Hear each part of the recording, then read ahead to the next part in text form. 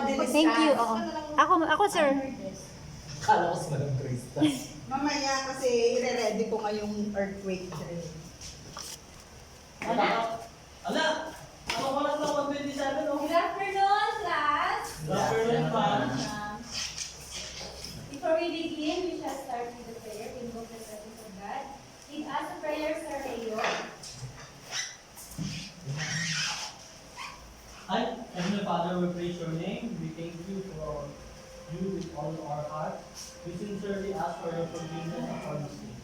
And we earnestly seek for your guidance, protection, and love. May you be with us at this very moment. Let this learning be fun and applicable to our lives. This we ask in Jesus' name. Amen.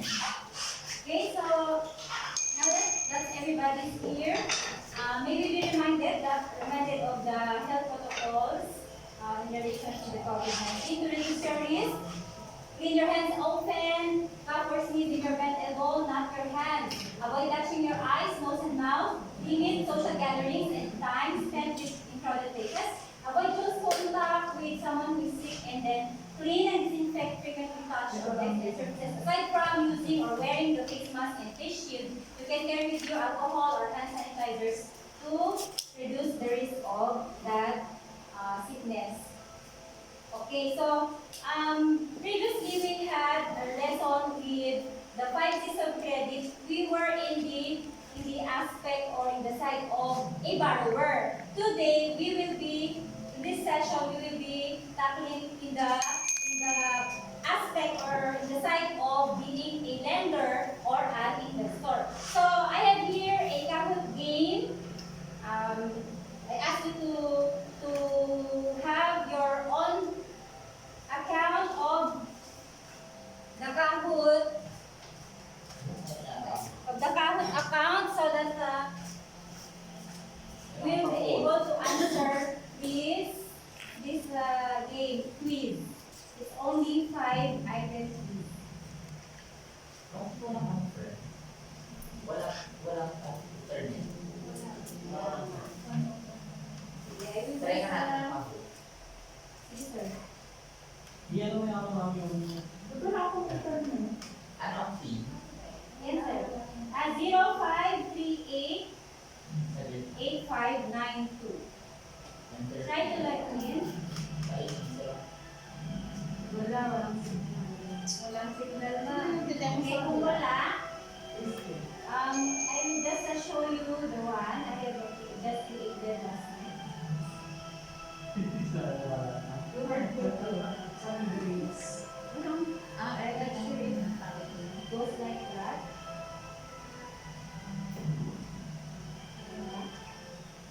Ito ba makalobot kasi? Ay, sarap. Ano ang baso ito dito?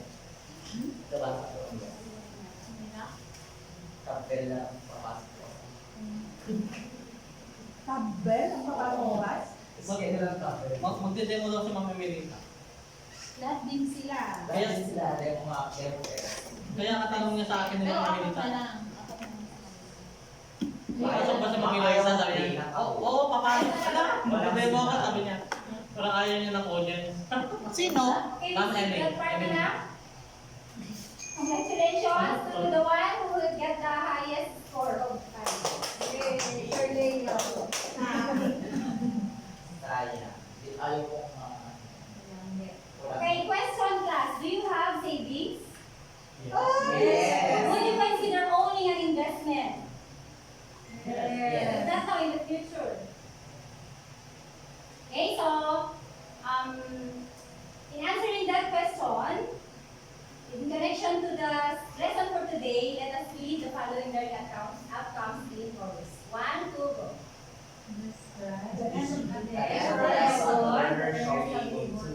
Describe how they want to get savings on enterprise investments and explain why they want investment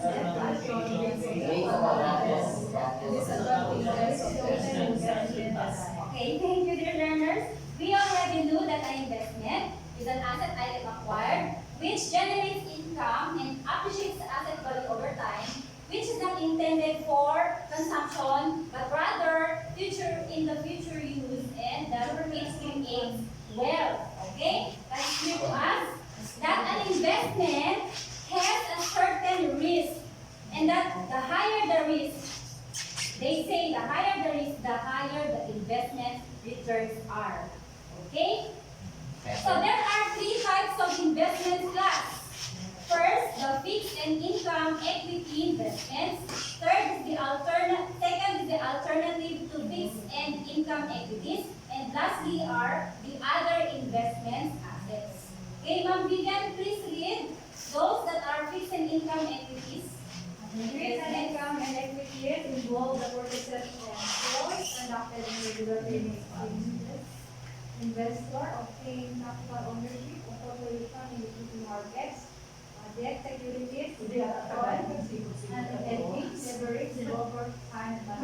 Okay, thank you. Those are the key terms involved in this kind of investments. Now, I have here some illustrations to show you and tell me whether these illustrations are classified to those 3 types of investments. Krista,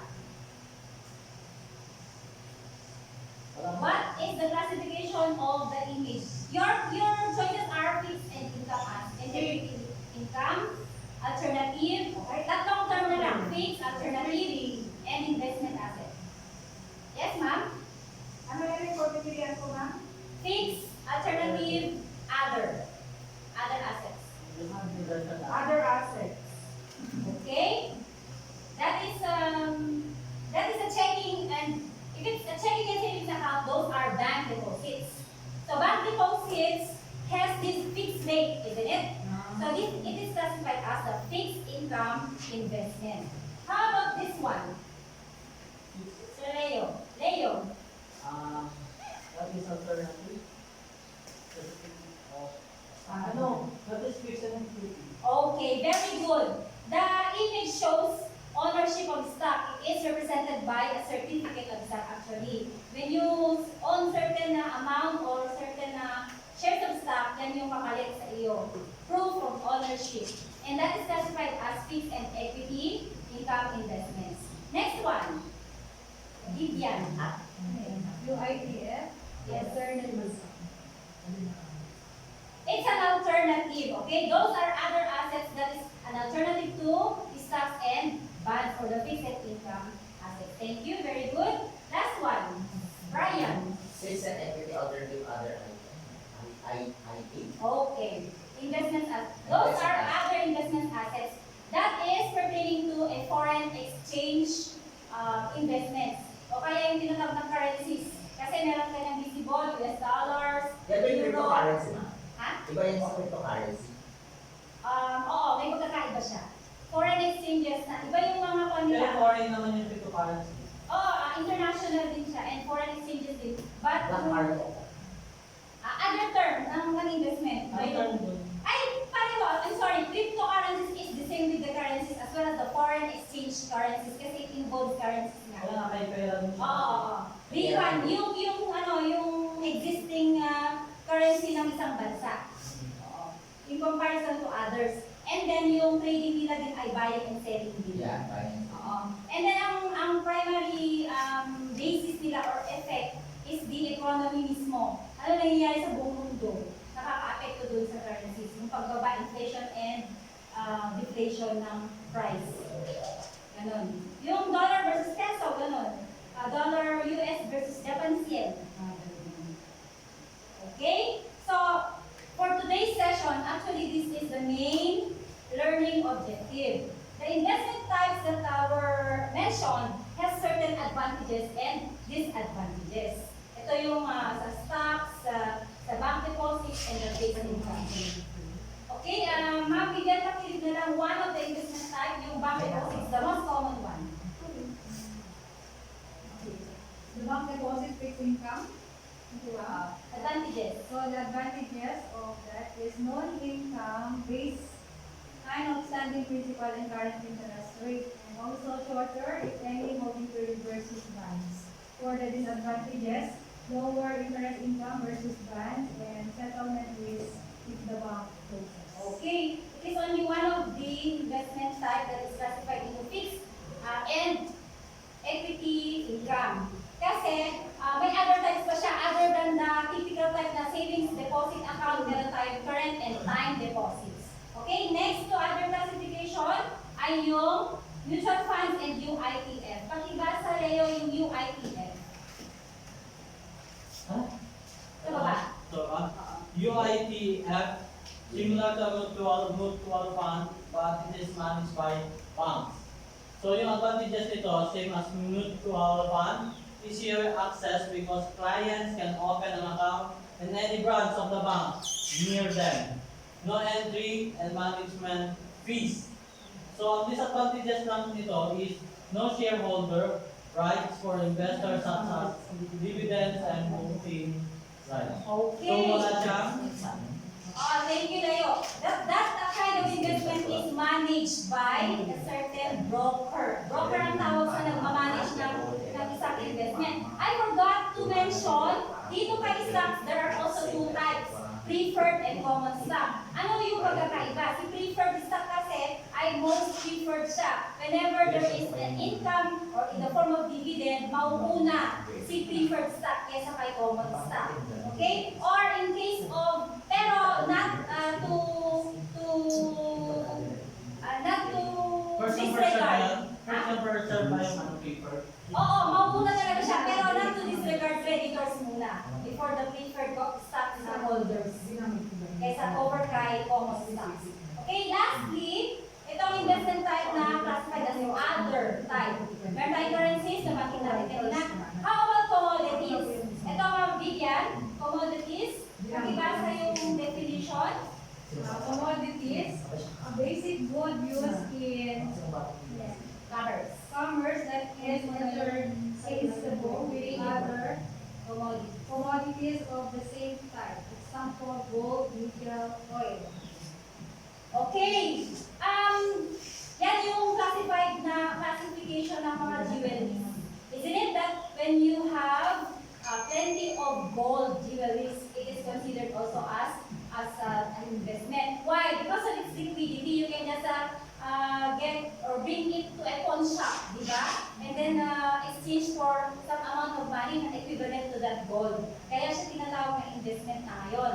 Di ba? And the real estate, of course, ito naman yung pinaka gustong-gusto ng mga mayayaman ito actually. Kapag real estate kasi, they can develop a subdivision or a building to be rented on, katulad ng mga condominiums. Hindi na lang nga yung lupa even the building na nakatayo doon sa lupa. Okay, so I have here terminologies that is co-associated with the investments. And I want you to arrange it. Hindi siya na, sige, isa na lang po kayo. I-arrange ninyo, and then, please lang, kung pwede, nasa na yung state. Idikit sana lang pag ganun dito. Ako na po na. Liquidation siguro. Meron tayo dito mga Ay, hindi na naman. ayan o. Anong number ko? Anong number ko na? Ha? Number 3. Candy pa kay Electric Fan. Oh my God, ano yan? Kunin ko lang yung kasi. Ito na. Sino kaya ang Dividends. Dividends Ito ko. naman sa akin.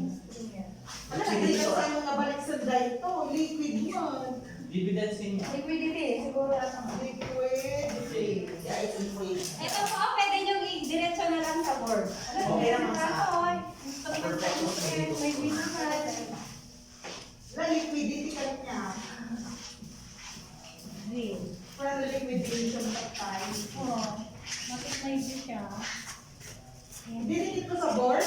Dapat ito. O liquidity friend.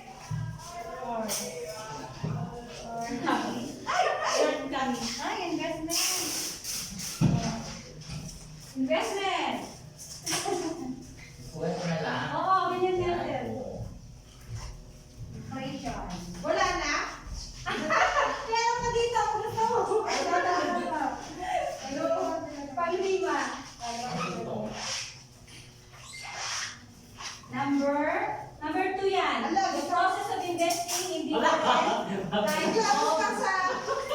Wala, nagbayad din sa lingwa.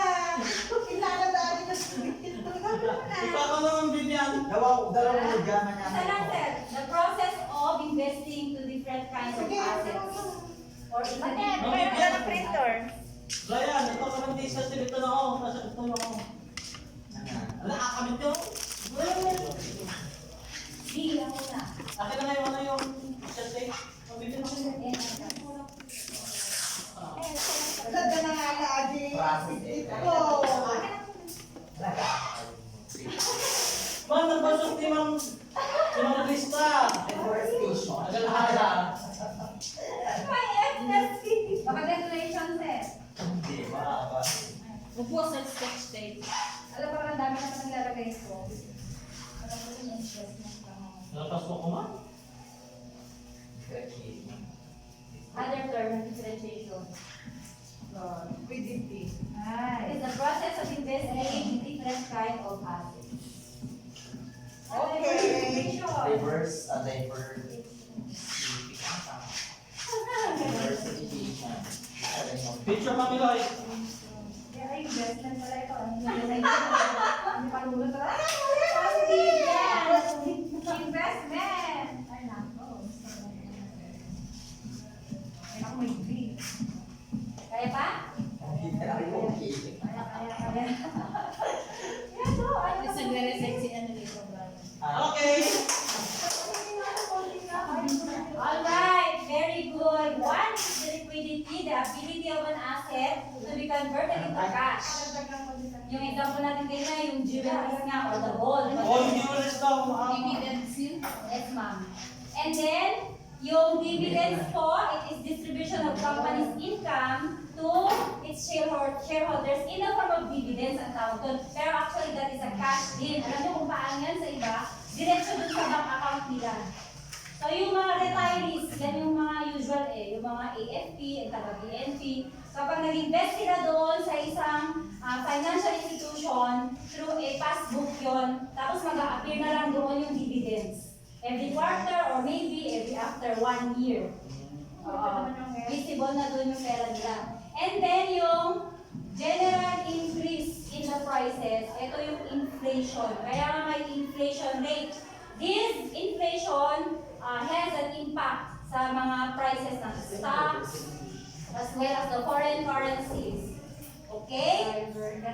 And then yung kay Ma'am Vivian, investment, this is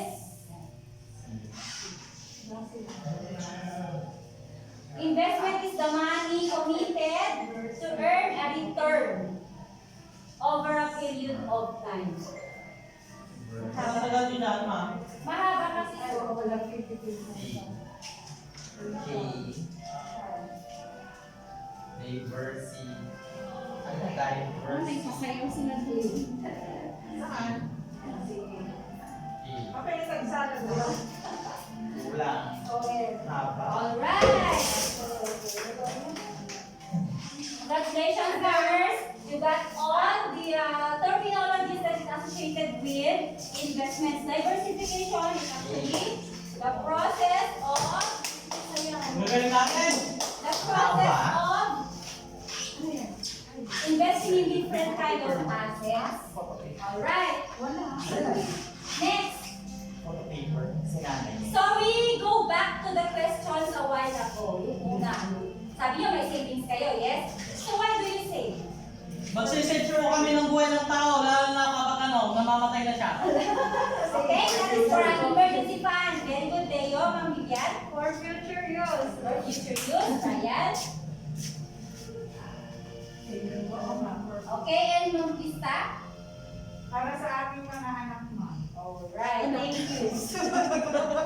Kipag-videos ko lang. Kanina, ito, alam mo ba ito na ito? I would just like to ask, if you have 1 million today which you can invest for the next 5 years, where will you put it and why? Ganito, you allocate certain percentage. Diversification. 1 million is the whole amount, which is 100%. So magkano ang para sa investing? May others ka like spending or others nga, then yung savings. Ma'am, yung insurance sa akin, ma'am. Insurance. Yung magkano ka ng 200,000? Insurance investment. Investment. Okay. And then ang savings mo. Savings. Ganito yung ginagawa ng iba o class. Mauuna muna, mag-save muna sila. So as early or yung itong financial literacy na ito na tinuturo ng business finance ay umpisa ka muna sa pag-save. Yung savings mo kapag sobra-sobra na, pwede mo nang ilipat sa ibang investment. Tama. Invest mo yung savings. Oo. So meron tayong, Nakakaroon na lang. and then, to finalize, meron tayo ditong yung investment na natutunan nyo ngayon. You pick one and then you describe it. As to description of my advantages and disadvantages. Ano nakatagay siya at ibang po? Ano ang klase? Fix. Fix. Sino mauna? Is ito? Ikaw na, Leo? Yes, ma'am. So, this is bond. The bonds between your business wherein invest kayo sa isang company wherein may babalik sa'yo yung ROI na na-invest mo. Okay. This is bond. Thank you, Leo. Bonds yung may guaranteed return. Alam niyo pala ang bonds, it ranges from 2 years up to 25 years. Yung kanyang contract. Ano? But that is a short term invest. Insurance. Short pa rin, short term pagdating sa bonds. 2 to 3, pwede mo lang i-book. At ang mas madalas mag-issue ng bonds ay government entities like LGUs and the national government. Is that the same as the bonds na nakukuha ng mga principals? Hindi! Cash bond yun! Di ba yung bond? Alam, Brian, that is a cash bond. Galing sa'yo yun eh. Tinatanggal dun sa sahod mo yun. Tapos pag retirement, balik sa'yo. Hindi. Di ba may sa liquidity at central office, correct? Ay, may cash bond. Ano yun? Parang hindi kayo makakapagpirma ng Oo. Just like whenever you are an employee, lalo na kung cashier ka or teller ka, kailangan mo ng cash bond. Hindi ba yung parang namin mo? So magaling ka sa pera mo? Hindi, iba yun. Yung cash bond? May cash bond. Kailangan Pero ibabalik sa'yo yun. Ang ganda. Iba yung cash bond. Investment na sana. 30 minutes na lang. Okay. Sa mga private companies, yung cash bond naman nila, yung parang every time na may salary sila nababawasan na. Oo. Pero may bonds yun. Bonds yan sa work nila. Okay, that's good. Galing ng central office ang condo nyo. Parang nakaano sa MOO. Ano nang pangalan lang sa'yo? Parang Okay, naliwanagan ka na, sir? Okay ba yun, Kailangan ko lang kasi naalala ko yung bond ba? Kasi parang sa atin din. So, nyo yun year, Oo, annual na-renew ng principal. Tapos pataas ang pataas. Depende sa akin. Depende ata sa dumarating na MOE. Alright, so, meron akong link na isa-send sa The inyo higher the risk, the higher for the risk. your assessment. Nandun na sa inyong GC. Okay, those are only 5 item quiz, 2 points each. Okay, and that will be recorded as a quiz. So to end this session, meron tayong kasabihan, the higher the risk, the higher the investment return. And as a quote from Benjamin Franklin, an investment in knowledge pays the best interest. What does that mean? Kung wala kang idea sa investment, huwag ka basta-basta maglalagay. Mag-research ka muna. Do your own research. Aray! Okay, I'm sorry to tell you, but I Nakakayos would pala like... yung subject na ito. Last na, class. I would like to share you, di ba mahilig po ako sa pag-YouTube. May nabasa kasi ako doon na isang content editor, di ba? Ang sinashare niya about dito, investments. Tapos may nag-comment doon, ba't daw hindi ito tinuturo sa school? Kanina na sabi ko na din kina Ma'am John at saka Ma'am Angela. Ay, Ma'am John Abel. Sumagot ako, I commented na, meron po, tinuturo sa school, senior high ngayon, business finance at saka sa mathematics, may mga tungkol sa investments. Sabi naman ang ni Ma'am John Abel, siguro yung panahon nila talagang wala. Wala sa curriculum, kaya maswerte tayo ngayon at tinuturo. For your homework, there have been 3 classes of ABN na dumaan sa